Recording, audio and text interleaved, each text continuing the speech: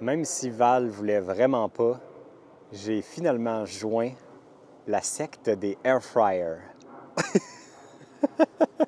Je me suis acheté un air fryer pour utiliser dans la vanne parce que je voulais voir si ça pouvait remplacer mon barbecue, que ce soit le barbecue au gaz, le barbecue au charbon. Puis là, ben, on va savoir si c'est mieux d'avoir un air fryer ou ces deux autres appareils-là. Mais j'ai une petite confidence à vous faire, c'est aussi parce que c'est le seul appareil que je réussissais à rentrer dans l'espace de rangement qui me restait dans la vanne. Dans le fond, mon enjeu, c'est que avec les trottinettes, le Bluetti puis tous les accessoires pour la vanne, le seul endroit qui me restait pour un appareil de cuisson, c'est le petit trou ici, qui est vraiment pas très haut. Fait que j'ai été contraint de choisir obligatoirement ce modèle-là de air fryer parce que c'est le seul qui entrait vraiment dans le petit espace qui me restait. Fait qu'heureusement, je peux lever le lit un petit peu, puis aller placer ça ici. Fait qu'il est vraiment... Il fit parfait là, puis après, je peux redescendre mon lit comme ça. Fait que vraiment, il passait flush. Il n'y avait pas d'autre option, c'était vraiment lui ou rien. Et ce modèle-là en particulier, c'est le Ninja, qui est aussi un four. Donc, c'est pas tout à fait un véritable air fryer. J'aurais préféré, idéalement, si j'avais eu l'espace, de prendre un air fryer qui est plus de forme cubique, un peu avec les genres de tiroirs, les paniers. Ça semble faire un meilleur travail si je me fie aux vidéos de la reine du air fryer, Manon, la petite bête. J'ai regardé toutes tes vidéos, Manon, puis malheureusement, je n'ai pas le choix d'aller vers un modèle comme ça qui est plus un four qui fait la job d'un air fryer juste par l'espace que j'avais. L'avantage, par contre, que ce format-là m'offre, c'est qu'il peut servir justement de four. Il peut, avec son format, il peut permettre de cuire une pizza de 12 pouces, chose que je mange plus vraiment parce que j'ai de la misère à digérer le fromage. Donc, j'essaie de limiter ma consommation de fromage. Mais bref, si un jour je veux tricher et manger une pizza, c'est quelque chose qu'on peut faire cuire avec cet appareil-là. Ce que j'ai découvert aussitôt que je l'ai sorti de sa boîte, je l'ai branché dans la vanne directement juste pour faire un test et j'ai vite réalisé que ça consomme pas mal d'énergie, cette petite bête-là, même si sa consommation est indiquée à 1800 watts. Quand je l'ai branché sur l'onduleur de la vanne, qui est un onduleur à onde pure de 2000 watts, ça a fait sauter l'onduleur tout de suite. Après ça, je l'ai testé sur mon Bluetti et ça fonctionnait sur le Bluetti qui, lui, est capable de prendre une crête jusqu'à 2600 watts. Donc, lui était capable de le faire fonctionner sans aucun problème. Fait que j'ai décidé de le garder quand même malgré tout. Puis quand je vais l'utiliser puis qu'on n'est pas dans un camping, ça va être le Bluetti qui va le faire fonctionner. L'inconvénient du air fryer par rapport à un barbecue, c'est sûr que ça consomme beaucoup d'énergie, ça prend un bon système. Justement, moi, j'ai le Bluetti, mais ça risque, je n'ai pas encore testé exactement de faire un repas complet. On va le faire ensemble aujourd'hui sur le Bluetti puis voir à peu près combien est-ce que ça consomme. Mais j'ai peur. J'ai l'impression que c'est pas vraiment un appareil qu'on va pouvoir utiliser pour faire des grosses cuissons longues, ou du moins s'il ne fait pas soleil ou si on s'en va dans un endroit où on ne sera pas branché, ça ne sera peut-être pas l'idéal. Il y a aussi le fait que le format est assez gros, ça prend beaucoup de place sur le comptoir. Là, ici, je suis vraiment chanceux parce que j'ai un espace pour cuisiner dehors, mais si je veux cuisiner dans la vanne, ça prend beaucoup de place, puis il faut aussi le laisser refroidir avant de pouvoir le ranger à sa place. Fait que c'est pas idéal pour ça. Comment ça fonctionne un air fryer? C'est qu'on a des éléments qui chauffent très, très fort, puis on a des fans qui poussent beaucoup d'air et ça crée une cuisson similaire à une friteuse. Fait que ça, ce qui est le fun, c'est que ça nous donne une belle cuisson. Un côté croustillant, exemple, si on fait des patates, ça permet de faire des frites sans utiliser énormément d'huile. Et ça va se faire, cet effet-là, en utilisant le panier troué comme ça. C'est cool, ce panier-là, mais l'inconvénient, c'est que ça prend énormément d'eau pour le nettoyer. Ça se lave mal, la nourriture a tendance à coller, même si j'utilise de l'huile dessus pour éviter que ça colle quand même. Et c'est quand même très dur à nettoyer, même quand on a de l'eau à l'infini. Fait que j'imagine utiliser ça en boondocking, ce panier-là, c'est pas l'idéal. Fait que je pense que les air fryers qui sont plus avec les paniers, avec un enduit en téflon là, qui permet que la nourriture ne colle pas, ça serait peut-être idéal pour les gens qui l'utilisent en vanne, plus que ce genre de panier-là. Quand on veut l'utiliser comme un four, là, à ce moment-là, on a une plaque de cuisson et une grille. Moi, j'ai mis le petit carton qui venait avec la boîte parce que sinon, sur la route, ça fait beaucoup de déligne. Quand on est en van, un autre des points très importants, j'en ai parlé vite pour nettoyer ce panier-là, que ça demande beaucoup d'eau. Le nettoyage de l'appareil est vraiment un cauchemar. C'est vraiment pas idéal parce que vu que si on veut faire une cuisson en air fry, il faut utiliser ce panier-là. Puis comme il est troué, s'il y a ne serait-ce qu'un petit peu de gras qui s'écoule de notre viande qu'on fait cuire, ou exemple, si on a mis un peu d'huile sur nos patates ou sur notre grille, veut pas, à la longue, ça finit par s'égoutter puis à tomber dans le fond. Puis on peut retirer la grille du fond. Puis ça, imaginez-vous, ça c'est après l'avoir lavé, ça reste sale comme ça, même si j'ai frotté comme un fou. C'est vraiment très difficile à remettre beau. La première fois, j'ai réussi, mais ça a comme fait plein de petites graphings dessus. Puis là, on dirait que là, maintenant, ça colle à tout coup. Fait que j'ai l'impression que je vais comme abandonner de le garder propre. Puis, même chose aussi au niveau des grilles à l'intérieur des éléments. Quand ça coule dessus, ça vient brûler, puis après, c'est infaisable à nettoyer. Fait que contrairement à un barbecue qu'on fait juste passer un petit coup de brosse, ça gaspille pas d'eau, c'est pas long à faire, ça se nettoie super vite. Le air fryer, il perd vraiment au niveau du nettoyage. C'est vraiment pas idéal pour ça. Depuis qu'on a acheté le air fryer, j'ai eu le temps de tester quelques recettes. Et certaines choses ont bien tourné, d'autres un peu moins bien. J'ai fait du saumon, c'était super bon. J'ai fait des poitrines de poulet, c'était très bon. J'ai essayé des côtelettes de porc et ça n'a vraiment pas bien fonctionné. On dirait que ça a cuit trop lentement. Fait que ça, c'est vraiment idéal plus sur un barbecue ou sur un poêlon qui est chaud. Je dirais qu'à date, je trouve pas que c'est une révolution pour grand-chose. Peut-être que si j'avais un vrai air fryer avec les paniers, je serais peut-être plus flabbergasté, comme autant que Manon le semble l'être dans ses tests. Mais moi, à date, j'ai pas grand-chose que je peux me dire que ça a vraiment révolutionné ma vie. Là. Je n'embarque pas à date dans la secte, dans tous les repas que j'ai testés. Par contre, c'est sûr que c'est un outil intéressant, puis ça permet de faire des choses que je ne peux pas faire habituellement dans un barbecue, parce qu'un barbecue, ça a juste une source de chaleur qui vient par en dessous, tandis que lui, vu qu'il y a une source qui vient du dessus, ça permet de faire soit gratiner, ça permet de faire cuire des deux côtés, ça fait une belle cuisson à convection plutôt que de vraiment saisir une viande. Fait que je ne suis pas encore vendu à 100% pour ça. Mais là, aujourd'hui, ce qu'on va cuisiner ensemble, c'est, je vais faire des carottes, parce que ça, à date, j'ai quand même bien apprécié les carottes, et je vais faire des choux de Bruxelles, que ça, c'est la première fois que j'essaye, avec les poitrines de poulet, chose que j'avais bien aimé la dernière fois. Ça les avait bien saisies de l'extérieur, puis c'était resté très juteux à l'intérieur. Fait qu'on va retenter le coup aujourd'hui avec les poitrines de poulet. Pour mon test d'aujourd'hui, je vais faire ça sur le Blue Yeti Elite 200V2 qui, lui, a une capacité de batterie au lithium de 2073 Wh. Et mon Air Fryer, lui, devrait consommer en théorie autour de 1800 watts. Donc 1800 watts par heure. Donc en théorie, je devrais avoir pour au moins 1 heure d'utilisation du Air Fryer dans mon Blue Yeti. Fait que là, je vais ouvrir ma section AC pour que ça fonctionne avec la prise de courant. Puis, on va pouvoir voir ça consomme combien. Avant de commencer, je mets toujours un petit spray d'huile d'avocat sur ma grille pour pas que mes aliments collent dessus. Puis malgré tout, vous allez voir qu'ils vont sûrement coller dessus pareil, mais en tout cas, je le fais pareil.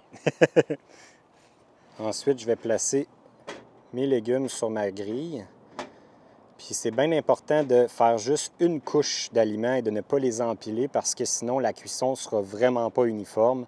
Ça, je l'ai testé. Puis en général, idéalement, à mi-cuisson, on va les retourner parce que, même chose, la cuisson ne sera pas égale. Puis idéalement, on va brasser un petit peu le tout parce que souvent, j'ai eu tendance à remarquer que les côtés vont cuire plus rapidement que le centre. Fait qu'il faut brasser un peu nos légumes pendant la cuisson.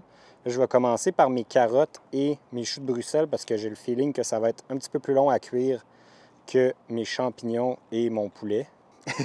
Val me faisait remarquer que l'autre enjeu, c'est qu'étant donné que j'ai juste un panier, il faut que j'essaie de réfléchir d'avance à tous mes temps de cuisson pour chaque aliment, étant donné que je n'ai pas 2 appareils ou je n'ai pas 2 tiroirs. Je sais qu'il existe des air fryers avec 2 paniers ou deux hauteurs. Donc là, dans ce temps-là, tu peux te permettre de jouer un petit peu avec tes températures puis tes durées de cuisson. Moi, j'essaie de tout gérer un peu dans le même panier, fait que c'est pas évident. Là, avant d'enfourner, je vais mettre encore une fois un petit spray de mon huile. L'huile que j'utilise, c'est de l'huile d'avocat. Et ça, encore une fois, c'est une recommandation de Manon. Elle recommande ça parce que elle va fumer à une température plus élevée que, exemple, de l'huile d'olive qui va moins bien fonctionner dans un air fryer. Donc, j'ai testé, puis c'est bien vrai. C'est vrai que ça ne fait pas de boucan, puis ça garde sa fonction d'huile, même à haute température dans l'air fryer. On allume l'appareil. Je vais choisir Air Fry. On pèse sur le bouton. Et là, ça me montre que c'est en préchauffage. Donc là, il va se mettre à 400 pour 20 minutes, mais après ça, je peux ajuster le temps et la température. Puis, dans le fond, c'est les deux seuls paramètres qu'on peut contrôler sur l'appareil. Fait que là, il est en train de faire son préchauffage. Je vais aller voir sur le Bluetti combien ça consomme. 1691 watts pendant qu'il est en préchauffage. On peut voir ici, là, on est à 1690. Puis là, il me donne l'estimation que ça pourrait fonctionner à cette consommation-là pendant 1 heure, 1,1 heure. Fait que j'étais pas mal dans le mille quand je disais à peu près 1 heure de fonctionnement. Oh, là, on vient d'entendre le bip. Donc, ça veut dire que la température est déjà atteinte. C'est très, très rapide en préchauffage. C'est quelques secondes seulement. Puis là, on ouvre et on enfourne. C'est parti. Je vais laisser le timer partir sur 20 minutes. Puis peut-être quand il restera une dizaine de minutes, je vais embarquer mes champignons puis mon poulet. Puis on devrait être bon.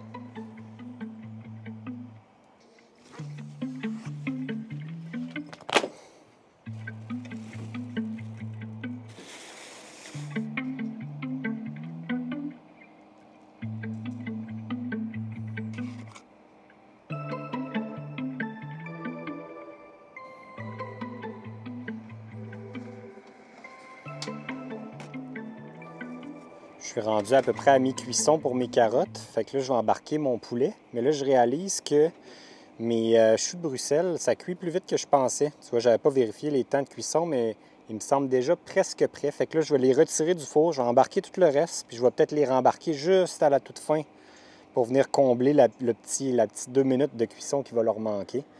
Fait que là, entre-temps, j'embarque mes lanières de poulet que j'ai assaisonné avec une petite marinade sèche érable chipotelée. Les bouteilles qui font un spray comme ça, comme exemple l'huile d'avocat, c'est peut-être pas l'idéal en camping ou dans la vanne parce que justement, c'est très volatile. Ça va aller se coller sur toutes les parois, ça va sentir à long terme. Dans une maison, tu fais ça au-dessus de l'évier puis ça va bien. Mais en vanne, je pense qu'on n'a comme pas vraiment le choix de faire cette portion-là à l'extérieur. Je ne sais pas si parmi vous, il y en a qui ont des idées ou peut-être que ça se vend de l'huile d'avocat, pas en spray, pour au pire en mettre un petit peu sur les aliments puis les mélanger avant de les embarquer dessus. Encore là, il faudrait quand même badigeonner sa grille avant pour pas que ça colle. Fait que, il y a peut-être une stratégie que je connais pas. Là, les gourous du air fryer, répondez-moi dans les commentaires s'il y a quelque chose que je connais pas. Mais le spray, ça fonctionne bien quand on est dehors, ça c'est sûr. À date, j'ai testé des ailes de poulet congelées que j'ai mis direct dedans. Le résultat était bon. Les ailes, ils sont devenues un peu croustillantes, ils ont cuit assez rapidement, sauf que c'était des grosses ailes de poulet, puis il y avait quand même emmagasiné un peu de neige dans le congélateur. Puis là, bien, quand il chauffait, ça s'est mis à fondre puis à vraiment salir ma grille et la plaque du fond. Fait que c'était vraiment pas idéal. Là, en théorie, ça serait prêt, mais je vais faire quand même un check parce que, comme vous voyez, je suis débutant et je connais pas encore toutes mes durées de cuisson. Mes carottes, ça a l'air super beau. C'est mon poulet que je suis pas sûr. Ça me semble prêt, mais je pense que je vais le rembarquer juste une petite graine pour être sûr. Un petit 2 minutes, juste pour voir. 2 minutes, comme ça.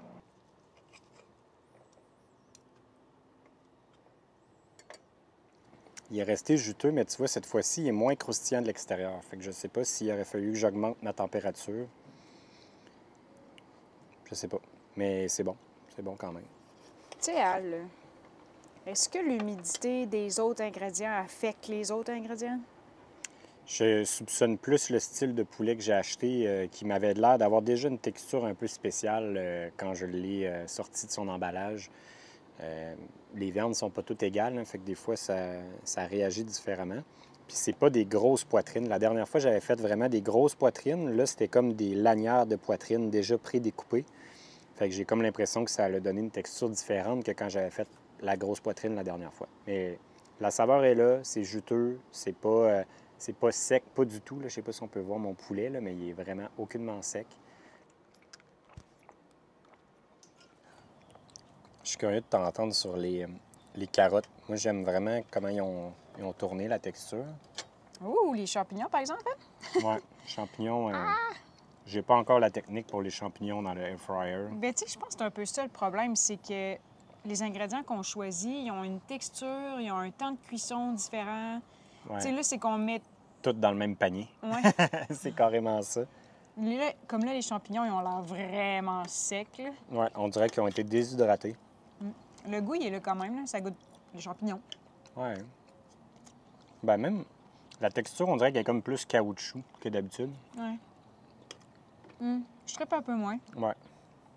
Les choux. Goûtons les choux.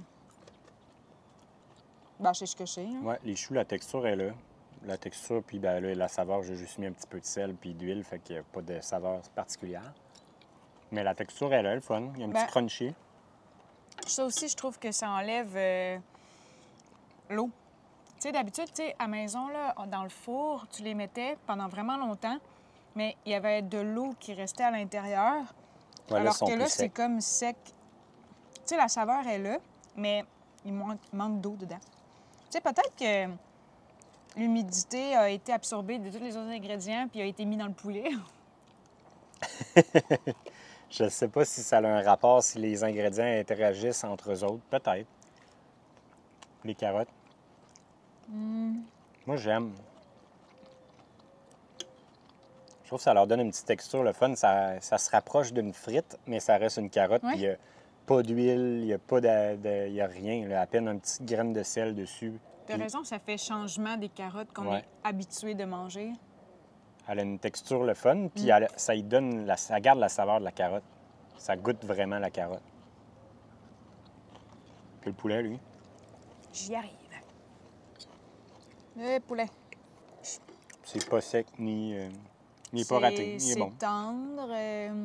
Mais là, j'ai assez fait de tests avec du poulet de différentes formes, des ailes, des poitrines, des morceaux de poitrine. J'ai fait des hauts de cuisse. Puis à date, il était toujours très bon, très juteux. Mais je dois avouer que j'ai quand même une préférence pour la saveur que le barbecue donne avec la petite croûte brûlée dessus que j'adore. Mais le grillage, en fait, là, c'est plus grillé. Le fait de saisir vraiment la viande. Mais ça fait quand même un très bon repas. Mais c'est drôle parce que moi, avec le air fryer, j'avais une hésitation au début. Je voulais comme rien savoir. Parce qu'on a trop d'objets, là. Je trouvais que c'était un de plus qu'on apportait. Mais bon, c'est une bonne idée de l'essayer. Puis, tu sais, j'étais autant vendue à l'idée que tu peux comme tout faire là-dedans. Tu sais, on peut même faire des tartes au bleuet à l'intérieur. C'est chose qu'on n'a pas fait. C'est peut-être une demande. Ah oui, il y a peut-être une demande. Mais, penses-tu? Je sais pas si ça va arriver. On verra bien. Ouais, peut-être que tu vas être fâché. Ah là, les bleuets ont coulé sur ma plaque. Je sais pas trop, là. Non, ça peut se faire. Mais, tu sais, comme là... Ma réticence est genre, ça a tellement été vite, cuire le poulet, que je me dis, es-tu vraiment cuit? Tu sais, on dirait que vu que c'est inconnu, puis que c'est une viande que, tu sais, il faut vraiment que ça soit bien cuit parce que tu veux pas être malade, tu sais. Fait que j'ai comme cette petite inquiétude-là en moi. Et Monsieur Bond, non. Lui, il n'y a pas aucune inquiétude. Lui, ça sent bon, j'en veux. On peut le voir que la cuisson est vraiment parfaite, là, juste à point. Bien, c'est pour ça que je l'ai testé, mais sinon, quand tu achètes le air fryer, ça vient avec un guide, avec tous les temps de cuisson pour chaque type de viande, chaque type de légumes. Fait que c'est assez simple. Ça devient plus complexe quand tu combines plusieurs choses dans le même repas, comme là, je l'ai fait. Mais ça se fait. Tu peux utiliser juste l'air fryer puis rien salir d'autre au moins parce que c'est déjà de l'ouvrage à le nettoyer. Mais attends un peu, là, les choux de Bruxelles, là, je viens de me rappeler, c'est que tu les as retirés. Puis après, tu les as remis. Fait que ça n'a probablement pas aidé à l'humidité du chou, là. Ah, peut-être. Il a peut-être séché le temps que je le remette. Ben oui. Mais honnêtement, je pense que je préfère plus nos repas quand ils sont faits au barbecue. Ouais. Avec ce modèle-là. Tu sais, on n'a pas essayé d'autres modèles de air fryer, mais ce modèle-là fait vraiment en sorte que je préfère quand tu cuisines au barbecue. Ouais. L'enjeu de ce type de four air fryer-là, selon encore une fois Manon, que je répète ces mots de sa Bible du air fryer, bien, c'est que, étant donné que le format est plus grand, puis avec la porte qui ouvre, puis tout ça, il y a de la perte de chaleur, il y a moins... c'est plus gros à chauffer, ça prend plus de temps à chauffer nos aliments puis à cuire, donc l'effet air fryer est moins présent que dans les air fryers à panier. Idéalement, il faudra peut-être refaire un jour mes tests avec un autre type d'appareil. Peut-être si Manon peut m'en prêter un, là, mettons. Alex, il kite, là. Il est pas correct. Monsieur, Lui aussi, non, il mais kite. c'est que j'ai pas de place pour en ranger un. Fait que peut-être si on a un autre van avec un autre type d'aménagement puis que j'ai de la place, on testera d'autres formats de air fryer. Ben, en fait, il y a ta mère qui en a un. Je peux pouvoir le tester chez ta mère. Voilà, Voilà. Pas besoin de Manon. tout est réglé.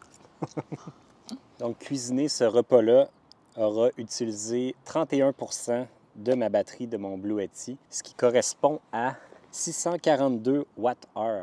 Fait que c'est quand même considérable. C'est sûr que si on est sur la route, on a des panneaux solaires pour combler ça quand même assez rapidement. Pour vous donner une idée, si j'avais 500 watts de panneaux solaires, bien, ça prendrait 1h15 à peu près pour renflouer la batterie de toute l'énergie que ça a pris pour cuire mon repas. Fait que c'est quand même intéressant par rapport à un barbecue où il faut amener du propane ou un barbecue au charbon qu'il faut amener du charbon avec nous. Là, on cuit grâce à l'énergie du soleil, ce qui est quand même très cool. Et si on est en déplacement avec la vanne, bien, la vanne se recharge assez rapidement grâce à l'alternateur. Fait que ça permet d'être moins limité en termes d'énergie, mais c'est sûr que si on est pour être stationnaire pendant un bon bout, ça commence à être une utilisation considérable de notre batterie. Comme on peut voir, ça l'a collé un petit peu dans le haut, mais c'est pas si pire pour aujourd'hui. Ma job de nettoyage va être moins pire que d'habitude. Là, il faut dire que j'avais aucune sauce sucrée, j'avais pas de panure qui vient coller, j'avais pas des aliments très, très gras qui ont vraiment sali ma grille. Fait que c'est vraiment juste en surface. Ça devrait bien partir pour aujourd'hui.